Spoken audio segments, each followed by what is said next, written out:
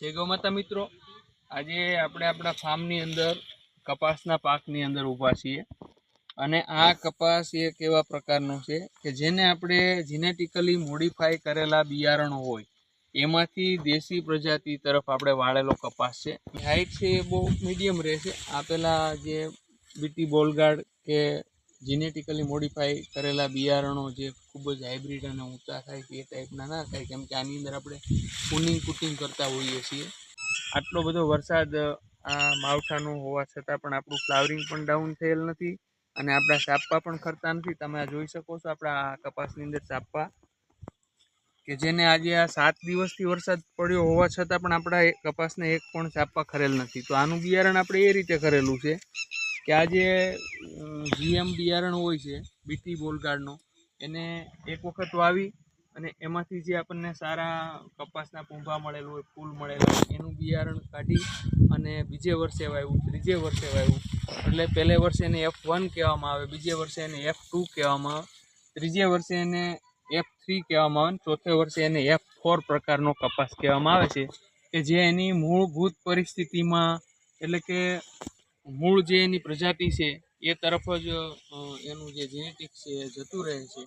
તો મિત્રો, આપણે કપાસની ખેતી કરીએ કે કઠોળની કરીએ કે શાકભાજીની કરીએ, ધીમે ધીમે તો આપણે ઓર્ગેનિક ખેતી તરફ જવું જ પડશે, નહીં તો આવનારી પ્રજા છે પાંગળી થશે, અંધત્વવાળી થશે. અને તમે જુઓ છો કે આજે મોટા શહેરોની અંદર IVFના જે હાટડાઓ દુકાનો છે એ લગભગ ગલીએ ગલીએ ખુલવા માંડ્યા છે. 2034 સુધીમાં તો રાશન કરિયાણાની દુકાન કરતાં તો મેડિકલ સ્ટોર અને દવાખાનાઓનું પ્રમાણ વધારે હશે.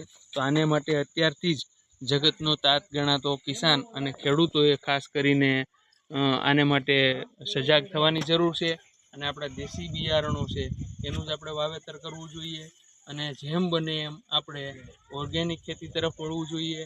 આપણે વધુમાં ન કરી શકીએ તો 1 એકરથી શરૂઆત કરી અને ધીમે ધીમે ઓર્ગેનિક ખેતી તરફ આપણે પ્રયાણ કરી અને જે ખેડૂતો છે એના દ્વારા ઉત્પાદિત થતો માલ ખેડૂતોથી સીધો ફાર્મર ટુ ફેમિલી, એટલે કે ફાર્મર પાસેથી ખાનારાના ઘર સુધી પહોંચે એવી વ્યવસ્થા ખેડૂતે પોતે પણ ગ્રાહક શોધીને કરવી જોઈએ, જેથી કરીને પોતાનો માલ છે એની અંદર કડદા પ્રથા થતી બંધ થાય અને પોતાના માલના એને પૂરતા ભાવ મળી રહે.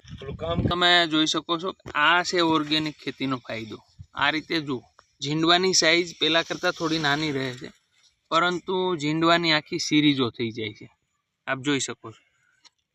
અને ખરેખર ખેતીને જો આ રીતે કરવામાં આવે તો ખેડૂતની પાયમાલી અટકી શકે. આજે આટલા દિવસનો વરસાદ હોવા છતાં પણ આ કપાસની અંદર તમે આ સાપા જોઈ શકો છો. આજે 7-8 દિવસથી કન્ટિન્યુ વરસાદ છે, પરંતુ આમાંથી સાપા ખરતા નથી.